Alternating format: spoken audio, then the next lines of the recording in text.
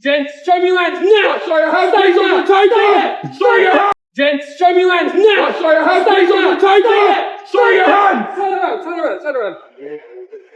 Wow. There's a total, you will get tased, yeah? Right, 1 minute, the Taser purpose of search under section 1 of the police and weapons act, okay? Grounds being, just seeing you guys attention, seeing what he believes. Right, stand there. Put your hands up for me. Turn around. You can see I'm steady, calmly. There's no need for that, is there? I'm relaxed. It's you only need to relax there. Wow, what's all this about? Don't know, mate. Don't know what. You don't know what it's about. You've handcuffed me. Right, relax. I'm relaxed. Check out this response. Tasers drawn, handcuffs at the ready, and zero attempt at dialogue. The justification? Someone supposedly reported knives. The problem is these officers never verified the claim. They acted on it as if it were gospel. Under Section 1 of PACE, police can only conduct a search if they have reasonable grounds. That means evidence the officer personally observed or can reliably confirm, not hearsay or secondhand claims. Imagine if someone called in right now and said you had a weapon. Should police act without checking? Obviously not. But that's exactly what happened here. Private security made an allegation, and the officers treated it as fact without even glancing at the scene. A quick look would have shown there was no threat, no weapons, nothing at all. Instead, ego and urgency took over, and they went full force. That's not protecting anyone. It's acting first and thinking later. Right, don't face me. Don't face you. Oh, yes, don't Why? face me. You're getting aggressive towards me. I'm getting aggressive because I'm asking why you've got me cuffed. Yeah. Relax. Well, tell me what's your grounds for having me cuffed. Huh? What's your grounds? You need grounds to. You can't just go up and members of the public, right, and handcuff people like this. All right. Just relax. Good. Do we know where? Stop breathing at all. What are you doing? You're holding me quite tightly. I'm studying you doing anything. You stop facing me. So at the moment, my name's Peace and Settled for. Yeah, that's all I'm asking you for. From where, sorry? From where, sorry? Right. From Bishopsgate Police Station. My name's Peace and Settled. We're searching under Section 1, okay? What's your grounds? Grounds for. Potentially, yourself has been, or your colleague has been seen with a knife, okay? A knife? That's why, yeah, potentially, yeah. That's why you're going to be searched. Wow. So you'll have an instant number then for this call, won't you? Yes, indeed. There will be a code number, yeah. Yeah. So I'll have a copy of that as well. Yeah, of course, yeah. Thank you. I mean, don't forget, listen, let me tell you this, sir, right? Don't forget, you've got a phone call alleging that people have got knives. Have you found any knives? No. So people are lying then, aren't they? Not necessarily. It's Well, members of the public. Members of the So- public said that. Doesn't matter. So it does matter. You're going in and out of buildings you should not be going in. Have you got any proof that we have been in any buildings that we are? Take a look at this response. Tasers drawn, straight into handcuffs, and not a single attempt at conversation. The justification? Someone supposedly reported that knives were involved. Here's the issue. Those officers never verified that claim. They treated it as absolute truth and acted on it immediately. Under Section 1 of PACE, police can only carry out a search if they have reasonable grounds, and that means information the officer has personally observed or can reliably confirm, not hearsay, not someone said so. If a random caller claimed you had a weapon, should police act on that alone without checking? Obviously not. Yet that's exactly what happened.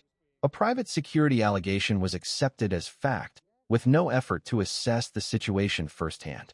A quick look would have shown there was no threat, no weapons, nothing at all. Instead, urgency and ego took control, leading to an all-out response. That's not public safety. That's acting first and thinking later. Stupid allegations like that, sir. What's your number, please? I haven't made an allegation. What's your number, please? I haven't made You've just told me that I've been trying to go into buildings. No, I said the allegation is from public that you've been going to buildings. I haven't said I've seen you do. A full search is carried out, and the result is clear. No knife, no weapon, nothing illegal. Under PACE, that should have ended the detention immediately. Instead, a sergeant arrives and introduces a brand new allegation, claiming the auditor has been going in and out of buildings he supposedly shouldn't be. The auditor challenges this properly and asks for evidence. None is provided because none exists. Then comes the key moment. When asked whether any knives were found, the answer is no. That confirms the original report was false. The sergeant's response says everything. Members of the public, it doesn't matter. That statement is effectively an admission. He's saying that even proven false reports are enough to justify detention and search under Section 1 of PACE. But that directly contradicts the law. Reasonable grounds must be based on objective facts, not unverified or fabricated claims. By this logic, anonymous accusations override legal safeguards, and even when those accusations collapse, the violation is treated as acceptable. That isn't lawful policing, it's policing based on rumor. Potential. Has anyone, I'm just asking because I don't know what's been asked of Okay, you go on. already. Go on, Has anyone Sarge, listen, I'm not going to give you no hard time, mate, you know. Just so you know, I'm not ignoring you. I don't want to ask you the same questions that officers have already No, I'm saying I'm not going to give you no hard time. Has anyone asked this gentleman, or have you been asked what photos you're taking and what you're taking images of? Sarge, can I ask a question? Yeah, of course you can. Right. Do you know the police, right? They work on what they know, don't we? We don't work on what? Potential. I do. I work on potential. Right. I work on why are 3 individuals here taking pictures of vehicles parked in the back of buildings. I know exactly where. The auditor spells it out plainly. Policing is based on what you know, not what might happen. That's a basic law enforcement principle. You need facts, not guesses. The sergeant's response is telling. I work on potential. In other words, he's openly admitting that he polices on May. Think about the consequences of that mindset. You walk past a shop, security decides you might steal, so they detain you, even though you've done nothing wrong. That's exactly what the sergeant just endorsed. He isn't waiting for evidence. He's acting on instinct and labeling it police work. The law expressly forbids this. Officers must rely on objective, explainable grounds. Watch how he tries to justify it. Why would you be photographing vehicles? The answer is simple, because people do it every single day. Car photography is a huge hobby. But in his world, a camera plus cars automatically equals suspicion. That is an investigation. It's assumption, followed by hope that the assumption sticks. That's what I work on. That's not normal behaviour. Okay. For me, under Sergeant? Section 43 of the Terrorism Act, we have a power to search you and search any images you've taken to look at what you're doing. Okay. So it's time to start having a conversation listen. and stop being awkward. Press to do that. Yeah, you've got the power, but you've got to have grounds. I have got grounds. I've just given you the grounds. And let me tell you this, Sarge. Plainclothes officers be taking photos of vehicles. And why are you at the back of a building, coming up to the back of this building? I want to see if you've taken images. The security guard engaged me in conversation and asked me what I was doing. Right, and why did the security guard ask you what you was doing? Because I was looking at that car there, because it's a sports car. What car where? Oh, okay, right. For me, looking into the basement area of the back of a building is suspicious behaviour. Suspicious is not against the law. No, it isn't. Right. It gives us grounds under Section 43 of the Terrorism Act. I know you're the same now, Sarge. You've already done that? No, we haven't. We searched under Section 1 because we were told there was a knife. Okay. So you haven't been searched under Section 43(1). No, but you've searched us, so you don't need to search us again then. Well, we can search your images under Section 43. Once the knife allegation fell apart and the search turned up nothing, that should have been the end of it. Instead of de-escalating, the sergeant inexplicably doubled down. He reached for Section 43, terrorism legislation. But Section 43 can only be used where there is reasonable suspicion that someone is involved in terrorism. His stated grounds? Looking at cars through a fence. That's a world away from what Section 43 is meant for. These powers exist for genuine terror risks, bomb plots, imminent attacks, serious public safety threats, not lawful photography from a public place. Applying counterterrorism laws to someone holding a camera isn't security, it's ego. An unwillingness to admit the original stop was unjustified. Listen, let me tell you this then, right? There's a memo that went about to all police stations, right, to say that photography in public is not illegal and shouldn't be used. And listen, let me finish though. This is the important bit, right? And shouldn't be used first to use Section 43 under. Yeah, it does. But we're not saying and that comes from the National Chief Constable. Doesn't matter. Within the back of a building, that's suspicious behaviour. And for me, that is covered under Section 43 of the Terrorism Act. And that was what I was saying. Yeah. So that's what I was saying. No, that's unwanted contact. It's unwanted contact. Get off me, man. Let go of him. Right. Just listen. Don't talk like listen. that. Don't talk to me like that, Sergeant. I won't talk to you like that. Listen. That's all I've said. Listen. How's that rude? I'm asking you to listen. If I'm shouting, You're you start- shouting, I'm no, not. if I was shouting, you're shouting, listen. I'm just saying listen, because you're looking Doesn't lie. Listen to me a minute, right? So, based on what I was being told, looking in the building, obviously my colleague's got some more information now, and I've had a discussion, and we agree, we all agree. Listen, we all agree there's not enough under Section 43. That's what I was trying to get to. We've got to that, right? But your behaviour, taking images and photos... Is it illegal? No, it's not illegal. Well, there you go then, so will you stop saying that, please? Because we don't know until we stop and talk to you and deal with it. Sir, see his behaviour. I think his behaviour's been worse than mine.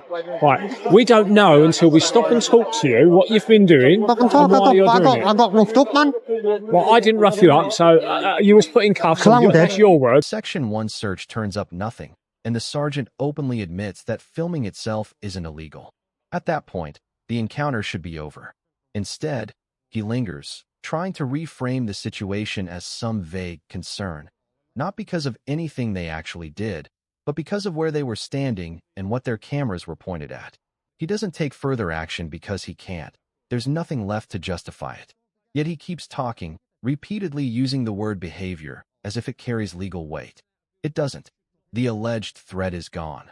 The narrative has collapsed, and now he's simply filling the silence to save face, hoping that continued authority somehow retroactively validates what has already fallen apart. In handcuffs for whatever reasons. I wasn't here when you was being cuffed, all right? So, but we've had a conversation now, so you've been stopped. The initial allegation for a Section 1 search was because we were told there were knives seen. That's why. Sarge, listen, I don't feel as though we've had a conversation. I feel as though I've been shouted at. Well, I haven't raised my voice, so you have, but I haven't. I haven't needed. That won't lie, you know that. Right. But Sarge, can I ask you I've asked you to listen, that's all. Okay, can I ask you to listen then? Yeah, of course. Can I have a copy of my stop search? I don't know who stopped search you, but I didn't stop search you. Because I've called him a clown, he doesn't want to give me it. Well, it's your right to have a copy of that. Well, tell him then. So, excuse me, clown. Hello? Sergeant said you've got to give me a copy of the stop search. I said you're entitled to a copy of your stop search. Fine. Yeah. Go on then. Now, I haven't got it on me. So you there, most of. Listen. Create it. Listen to the officer. He'll explain, all right? He's not an officer. He's not an officer, Sarge. He's a constable. Right. He's still an officer. No, he's not. Do you want to listen? Do you want to listen? Yeah. Okay, cool. Give me your email and I'll do that. Or you can go in front of Bishopsgate Police Station and you can collect a paid copy. Do you understand? No, I don't understand. I hear you what you're saying. Okay. So you hear me? Do you want me to repeat myself again? Yeah, It's please. quite clear. Please, go on then. Yeah? Go on then. So give me your email and I can give you an electronic copy. Yeah. Or you can go in front of Bishopsgate Police Station, opposite Liverpool Street. Yeah. Or you can get a paper copy. Okay. Yeah? I still don't understand. Cool. All right. Well, you do. Now you've I don't. Okay, cool. See you later then. Ta-da. Now comes the petty retaliation. The auditor asks for a copy of the search record, something he is legally entitled to under Pace Code A. Every stop and search must be documented, and the person searched has an automatic right to that record. There's no discretion here. Yet the officer flatly refuses. The sergeant has to step in and correct his own colleague, confirming that the request is valid. The officer's excuse? I don't have it on me. That's nonsense. The system is digital. In fact, the sergeant even offers to email it, proving the infrastructure clearly exists. The refusal isn't about capability. It's about unwillingness. And this matters. Imagine being issued a parking fine, but the warden refuses to give you the ticket. How would you ever challenge it? It's the same principle. The officer knows the search was questionable and is hoping that without paperwork, there's no accountability. But that's not how rights work. You can't intrude on someone's liberty and then deny them the record of it. That isn't policing. Hey, listen. Thanks for being professional, mate. All right. 3 months to collect the copy of your stop and search record. I know, to be fair. I know. All right, then. Are you getting a copy? Here you, he's got a copy, here. He's got a copy. You little tyrant. So he takes the case to HNK solicitors, specialists in holding police accountable. The police respond with a letter that's a masterclass in deflection. Their claim? An officer saw something that looked like a sheath. Not a weapon, not a knife, just something like a sheath. And that's supposed to justify tasers, handcuffs, and a full search. The letter continues, defending every action. Handcuffs, tasers, even threats of pava spray, calling it all lawful and proportionate. Their reasoning? A face covering and a gray bag. Everyday items millions of people carry or wear daily. If that justifies this level of force, none of us is safe. But here's where it all unravels. After all the tough talk about legality, the police paid £500 to settle. Why pay if they had done nothing wrong? The payout proves it. Once lawyers got involved, they knew this case wouldn't hold up in court. No knife was found. No crime occurred. No credible evidence existed. Just a false report acted on without thought. And that £500? Taxpayer money, not the officer's own funds. That means we're footing the bill for officers who act on feelings instead of facts, all while they walk away unscathed. If you want to know your rights when approached by police, what you must do, what you don't have to do, and what's legally allowed, I've put together a full guide. The link is in the description below. Thanks for watching, and I'll see you in the next one. Peace.